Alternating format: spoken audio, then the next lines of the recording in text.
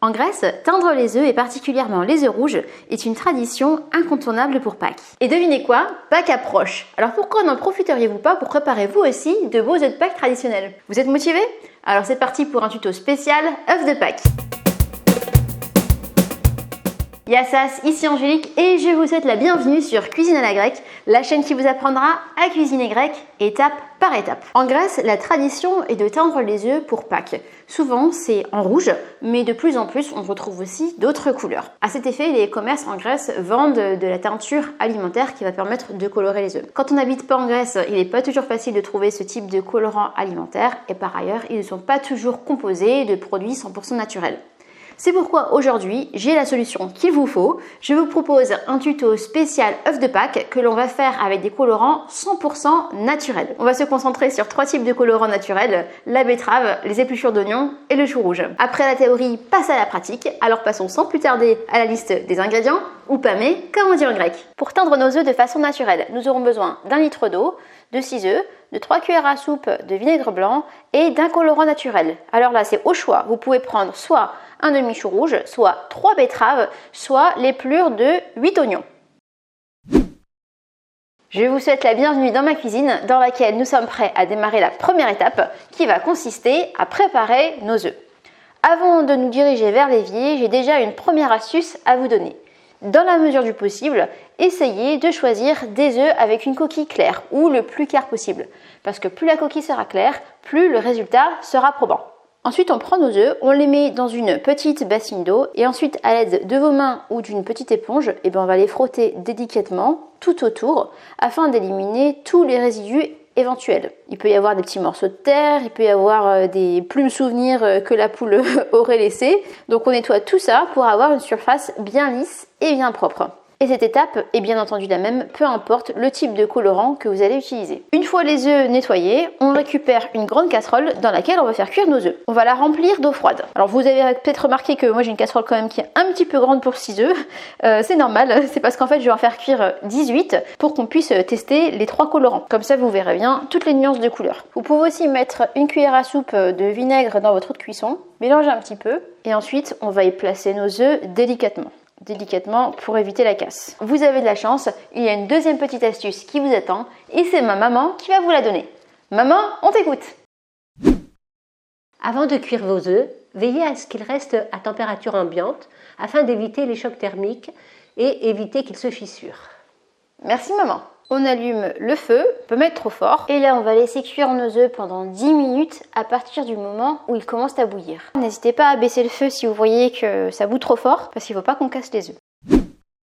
Les œufs sont prêts. On va les retirer un à un de la casserole et on va les déposer délicatement sur du papier journal, ou moi j'ai utilisé ici du papier craft, afin qu'ils puissent sécher. Attention, c'est chaud. Essayez de faire ça sur une surface plane pour pas qu'ils se sauvent et qu'ils roulent. Troisième astuce, ce que vous pouvez faire une fois que les œufs ont assez refroidi pour que vous puissiez les toucher, c'est de prendre un chiffon ou un papier absorbant et dessus vous mettez un peu de vinaigre et vous frottez vos œufs.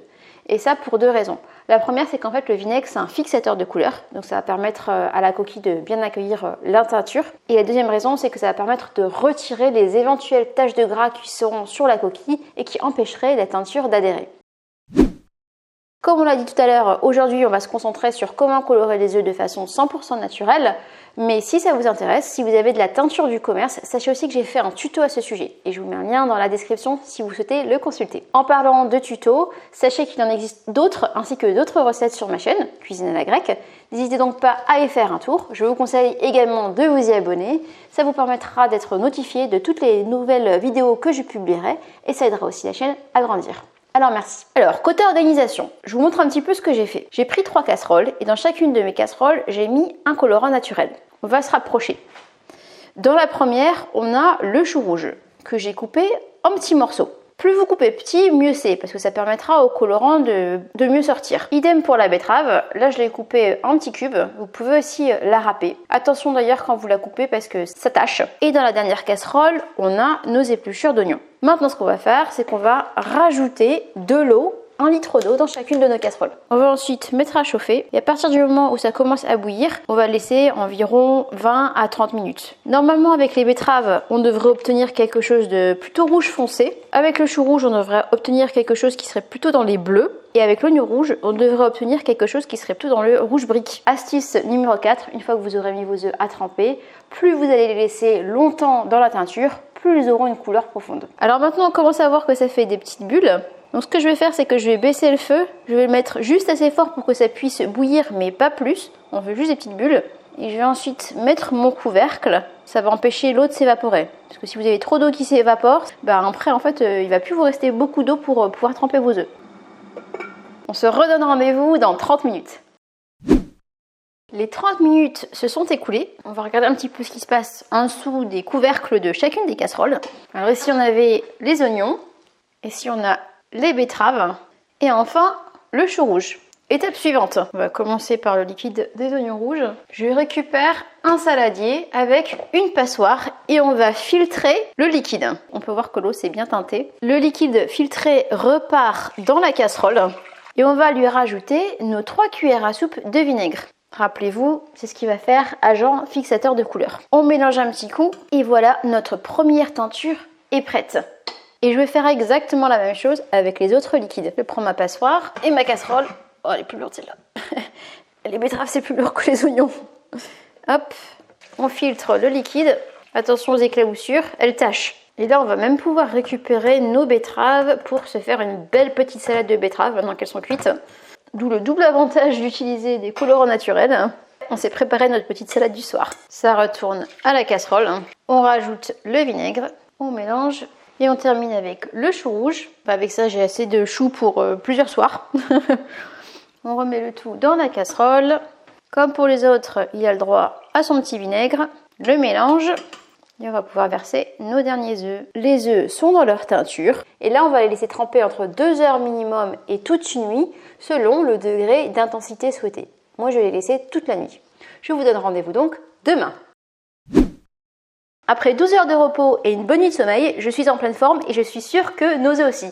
Allons donc voir à quoi ils ressemblent. Le suspense est à son comble. On va commencer par la casserole avec le chou rouge. Tadam! Et comme tout à l'heure en fait, on va déposer nos œufs sur du papier craft ou du papier journal afin qu'ils puissent sécher. Alors vous voyez, on est sur un résultat qui est plutôt bleu que rouge. Le fait d'avoir nettoyé la coquille de l'œuf a porté ses fruits parce que là on peut voir qu'on a quand même un résultat plutôt uniforme, bien partout et bien brillant.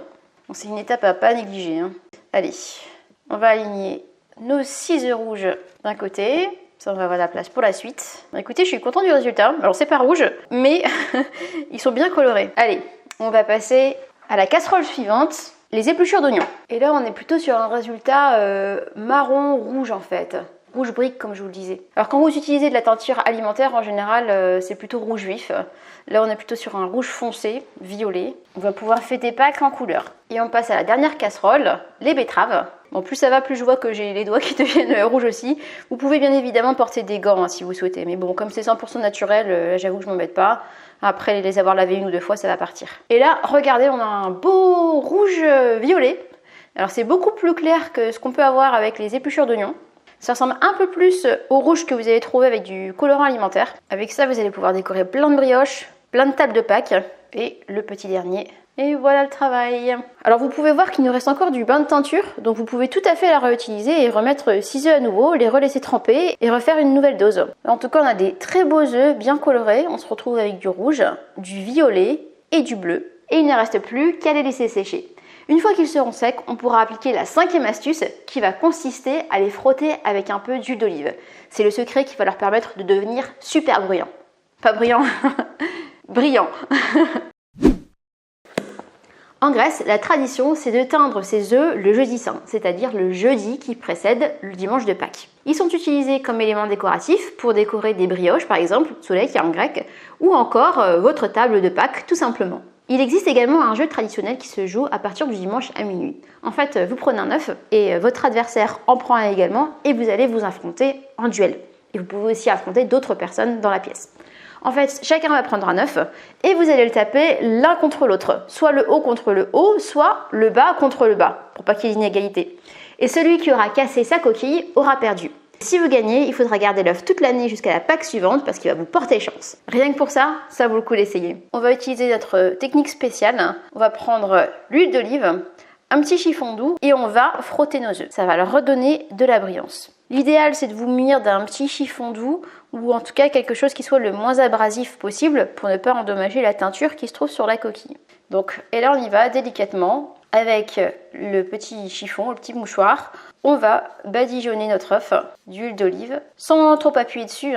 Et voilà, là notre œuf a retrouvé de la brillance. Donc je vais le mettre sur le côté et on va laisser à nouveau sécher. Attention parce qu'il ne vous glisse pas des doigts, parce que dès qu'on met l'huile, ça glisse un peu plus. J'ai failli me faire avoir quelques fois. Allez, on va faire aussi un petit bleu. Au besoin, on retrempe un petit peu son chiffon dans l'huile d'olive et on badigeonne. Et vous voyez, à nouveau, il est ultra brillant.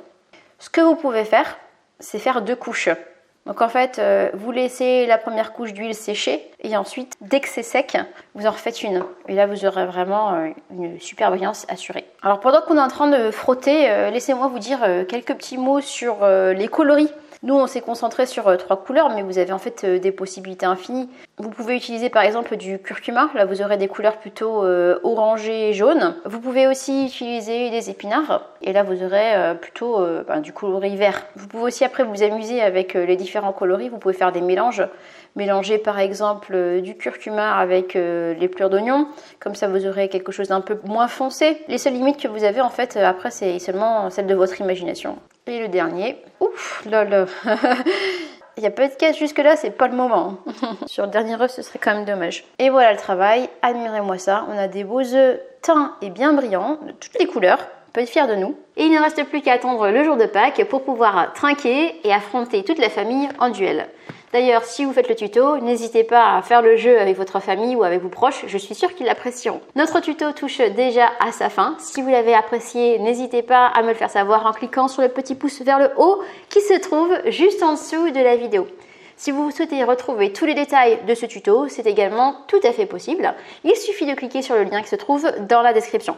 Il vous permettra d'aller sur mon site cuisinealagrecque.fr où vous pouvez télécharger ce tuto, bien d'autres recettes et aussi mon guide gratuit de la moussaka avec tous ses secrets pour la réussir. Si vous voulez aller encore plus loin dans les traditions grecques, je vous invite à cliquer sur la vidéo qui s'affiche maintenant. C'est la recette des tsoulakia, ces fameux brioches qui contiennent les œufs de Pâques. Sur ce, je vous dis Kali Olexi, je vous souhaite aussi de très joyeuses fêtes de Pâques et je vous dis à très vite pour une prochaine recette grecque.